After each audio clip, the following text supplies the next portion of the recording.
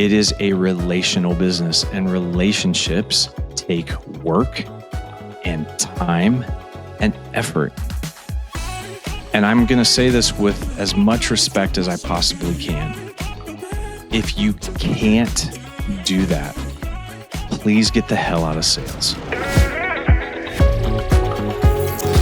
Hello, everybody, and welcome to another edition of the Sales Spark Podcast. My name is Jason Barnaby, your host. And if you've been following along, you know that first episode is always with a guest. The next episode is a solo episode with me. So all of the even-numbered episodes will be solo episodes with me. And today I want to talk about two things that I get very fired up, pun intended, when it comes to the approach and the strategy to making connections and to pitching people, and when you show up to do like a demo or something like that. So the first thing I want to talk about is this idea of pitch slapping people, pitch slap with a P, pitch slapping people in DMs, especially on LinkedIn. So I get probably 5 to 7 on average requests for connection a week on LinkedIn. And here's how I know what's coming. This is what the pattern looks like. I will look at my notifications, and I'm on LinkedIn several times a day. So I'll look at my notifications and I will see a name that I don't recognize, and I'll say, so-and-so liked your post. So-and-so loved your post. So-and-so commented on your post, and they're all on different posts. So what did somebody do? They went on to my profile. They looked up a bunch of things, liked them all, made a couple of very general comments. And then when I see that, I know what's coming next. I know that there will be an invitation to connect with this person very soon if it's not already in my notifications. Here's what's interesting.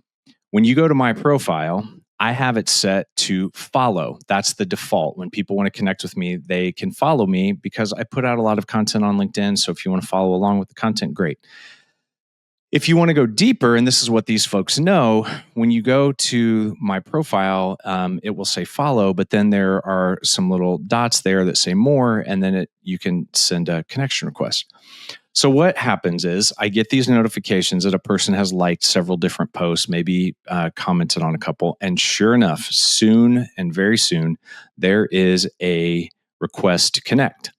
So what I always do is I will go first and look at their profile. And if I see that they are super sales oriented, and by this I mean, what does it say in their bio? I look at a couple of their posts. Is it selling a product? Okay. If that's the case, I will deny that connection, because here's what has happened in the past when I've accepted those connections.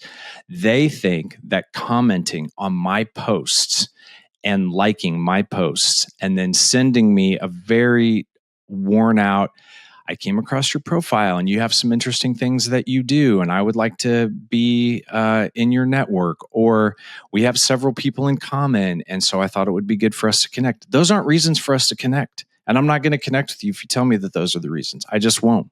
Because if you're really interested, then you would engage, like really engage, and try to build a relationship. Put some comments that are thoughtful and that really add to the conversation that's happening in the comments. That doesn't happen. So and I'm going to say this on purpose, I've been burned, not in a good way. I've been burned by people who think that this is a good way to do it. And what happens is they send me the request, and I've done it a couple of, I'm like, sure. And I hit connect, right? I approve the request. And like clockwork, I get a DM where I'm getting pitch slapped. Now, how do I know this? Because what I do on my notes app on my phone, I have a greeting message that when I do connect with people, I copy and paste that greeting message, and I say things like, hey, I always am curious what made you hit connect and not follow. And what is the thing that sets your heart on fire? And I go through and tell them some of the things that sets my heart on fire. For example, live music and really good coffee and being a husband and a dad and facilitating aha moments, especially with salespeople, things like that. And that's all in that message. And then I leave an option for them to respond, and also not all the time, but also a link to set up time on my calendar. Here's a couple of things that happen. They will not respond to the message at all, none of the questions that I've asked, and they will just pitch slap me. Jason, here's what we're doing, blah, blah, blah, blah, blah, blah, blah, blah, blah. And it's all pitching. They're not interested in me. They're not interested in what I want. And sometimes it's like things like, if you looked at my profile, I just have a few people that work. It's me and a couple of other people that do collective things in my company. And those people are part-time people. I'm the only full-time person. So when it says like healthcare for you and your team, like do some research, look at my posts, know who I am. I don't have a team that I need healthcare for. And so when that happens, when they do not respond, or when they respond to me with a pitch slap, I just simply say, kind of like Mark Cuban, if you've ever watched Shark Tank, I'll say, you didn't answer any of my questions. You didn't ask me any of my question or ask me any questions. You showed up with a product dump that I'm not interested in, nor can I use. And for those reasons, I'm out. And then I will delete the connection. That's the other thing. I delete the connection. I don't want to be connected to those folks anymore. So if you want to be intentional and use LinkedIn as a platform that can truly help grow your business, that's what I do. Search for people that you're really interested in that have things to say that could also be prospective clients. Spend some time researching them. Don't just look on LinkedIn. Is there anything else online? Do they have a website? Can you go check that out? How does that look? What are they doing in the world? Do they have particular non-for-profits that they support? Do they, what else can you find out about them besides the fact that they are a founder or a CEO or a CFO or whatever in a company somewhere? And it makes, it makes me mad because now I'm jaded. I'll be honest. Now I'm jaded because I'll get those and I'm like, I know what's coming. And the few times that I've decided to do, I'm like, okay, I'll give them a shot. I get pitch slapped and I can't stand it. And it drives me nuts. I even got into a conversation with somebody because here's the other thing that I know that this is a funnel. I'm in a sales funnel. I know that these are pre-written emails, that they are on automatic sequencing. I know that this person probably isn't even reading them, which is one of the problems I have with that mass marketing thing where we do, send these mass emails, because half the time, if not more than half the time, they're not relatable. It's not applicable, the things that you're selling. So get to know the person, add some thoughtful comments in the comment section, ask your own questions, engage with the author and engage with other people that are in the comments. We call it playing around in the comments or hanging out in the comments. It takes more time, but I will tell you that approach is way more successful than within a span of 5 minutes, liking 7 different posts, commenting some generic thing on a couple, and then sending me a connection request. And if I accept it, pitch slapping me in the DMs. Don't like it. Don't want it. I'm going to erase it every time. Please stop doing it. Here's the second thing I hate. It's similar to this. And this is why I think salespeople sometimes get a bad rap. What happens is you are a very product-focused salesperson. You have a quota to meet. You have a certain number of meetings that you have to do, or a certain number of demos that you have to complete in a month, whatever it happens to be. So what do? You have this opportunity, which, by the way, time is the only thing that we truly have that is just sacred, what you're spending your time doing and or not doing. So if somebody agrees to spend time with you, do your homework, do some research, go in knowing about who they are, what they care about, what they do, find out their history. Where did they go to school? What are their hobbies? Who else in your network may know this person? All those things are incredibly important.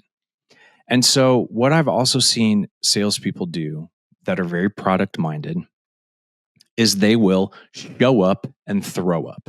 Not truly show up and throw up on somebody's desk, but metaphorically. And I've seen this. I saw this in my previous, when I was a VP, a field VP of sales development, my previous corporate world.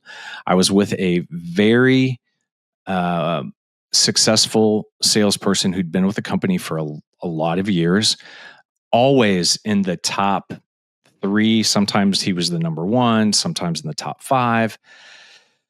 And he was really excited because we had an opportunity to go meet a potential client. So we had half an hour. We go in and we meet this client. And this guy was really excited because he said, or potential client, he was really excited because he said, I've been trying to get in with this person for years.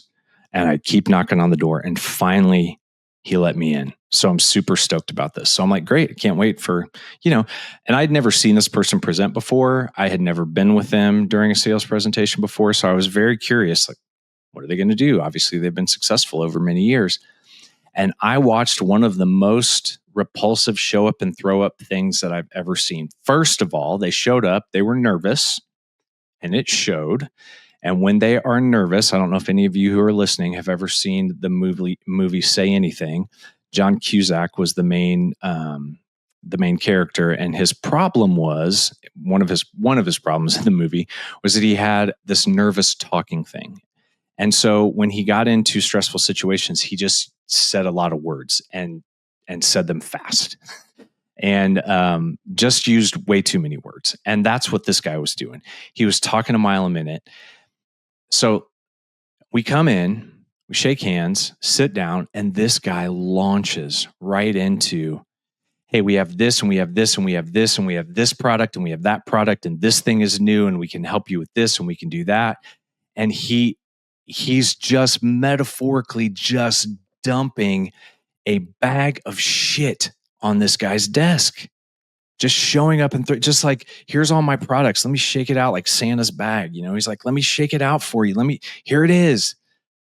And I'm watching the guy behind the desk, this person that he's tried so hard to get a meeting with. And the guy behind the desk, eyes glossed over, just like not interested, not acknowledging, not engaged, shaking his head, mm-hs and uh-hs, didn't ask any questions. To be fair, the person that I was with didn't really leave him much room for asking questions. And what happened after he dumped the first metaphorical bag of shit on his desk, the guy didn't say anything because he was so overwhelmed with all of the stuff that this person had just talked about that there was some silence. Salespeople, embrace silence. It's okay. You don't have to fill it. I'm not saying like you put the price out there and the first person to talk loses. That's not the kind of silence I'm talking about. Salespeople in general have very fast brains. We talk quickly, we think quickly, we pivot quickly, we act quickly, but not always is that the same for the people that we are talking to, our potential clients that we're meeting with. Sometimes they need 30 seconds to really process what it is that we're saying. Sometimes they need more than that. I know some people who need like, man, that was a lot of information. Let me look over what you've brought me. Give me a day to look over it and I'll get back to you. This guy didn't do any of that, just dumping all this stuff on this guy's desk. And when he asked the guy if the guy had any questions, the guy was like, because he was overwhelmed and I could see it, the guy's like, nope. And then our sales guy was like, I'm guessing in his head, he was like, oh, well, then I can dump another, like, here's more things. And he just launched, it was all product. It was all stuff. There was nothing, even at the beginning, past the hellos, of being curious, asking about the guy's practice, asking what the guy needed, asking about any challenges that he's facing in the marketplace, asking him what his plans are for this quarter or next quarter, or where he wants to grow his, but none of that. No research done on where this guy went to school, or if there was research done, it certainly wasn't brought up in the conversation. So he showed up and he threw up all over this guy. And the guy actually stopped. We had about 5 minutes left. And my salesperson had dumped 2 bags of shit on this guy's desk, and the guy was overwhelmed, and he looked at his watch with 5 minutes left, and he goes, actually, I've got a hard stop and I need to prepare for a call. I don't know if he had a call or not. It sure seemed suspicious to me. So we leave, and I'm thinking as I watch this, good Lord, that was a train wreck. Like, I wanted to look away, but I couldn't. And also I was there. I'm not going to jump in and take over the meeting, right? So we get back in the car, and this guy is so pumped. He's so excited. He's like, we get back in the car, and he's like, man, that was great. I finally got in with that guy, and I was able to talk about this and talk about this and talk about this. And he just goes down the list of all product stuff. And he gets through the list, and I'm just sitting there, nodding my head as this guy's talking. And we get to the end. He goes, how do you think it went? And I said, well, I agree with you. You have, you got this, you talked about this, all those things. And he's like, yeah, I know. Wasn't it great? Yeah, yeah. And then we get to the end, and the end of my comments, and I said, what do you think your potential client, what do you think the guy that we just met with wanted to know about? What do you think he needed? What do you think his pain points were? And you could see almost like this light bulb go off above this guy's head. He was like, fuck. I didn't ask any questions. I said, no, you didn't. And I said, I'm going to bet, and this is going to be hard for you to hear as I was getting him this feedback. I said, I'm going to bet that you're never going to get in to talk to this guy again. And to my knowledge, he never did. And that person never became a client. Why? Because he got pitch slapped and he got thrown up on. And though that may check a box in the CRM, though that may be one meeting of your however many required meetings you have a month, again, to check the box, nothing's going to come of that. It is a relational business, and relationships take work and time and effort. And I'm going to say this with as much respect as I possibly can. If you can't do that, please get the hell out of sales. I'm sorry if that sounds harsh. Please stop doing it, because you're giving the rest of us a bad name. And in all of those things, let curiosity lead. And here's the thing, you may get through the whole meeting and never have an opportunity to talk about one product, one special, one offer, nothing. You may not do the demo that you came prepared to do. And if you have been curious and listened to that person and learned about them, it's amazing to me what you will learn and what you can learn when you shut your mouth. And I know this is silly, but we have 2 ears and 1 mouth for a reason. Use the ears more and the mouth less. Listen to what they're saying. Take notes. I tell clients when I talk with them, whether it's a virtual meeting, I say, over here on my other screen, I've got a Word document open that I'm going to be taking notes. So if you hear me clacking on my keyboard, that's what's going on. If I'm meeting with them face to face, sometimes it's with the laptop. Sometimes I have my iPad and I'm taking handwritten notes. But I tell them that I'm going to take some notes so that I can remember what we talked about. And from time to time, when they're giving me information, I'll ask them to pause and I'll go back and I'll say, hey, you said this about this. Tell me more about that. Say more about this thing. And I come in like, what are the greatest challenges you're facing? What are your greatest fears? What are you seeing in the marketplace? What offerings would make a difference for you that some of your other vendors aren't offering? What is the thing out there in the market that you can't find? I'm not saying that necessarily I can get that, but if I can go create it, you better believe that I will. So, like curiosity, be the driver. Listen more than you speak. And if you say you're going to follow up with something the next day or that day, whatever it is, if you promise, I'm going to send you this, I'm going to send you that, I'm going to do this, and I'm going to do that, make sure that you do it. And even better, if you tell them that you'll send it by midday the next day, send it in the morning. Exceed the expectations.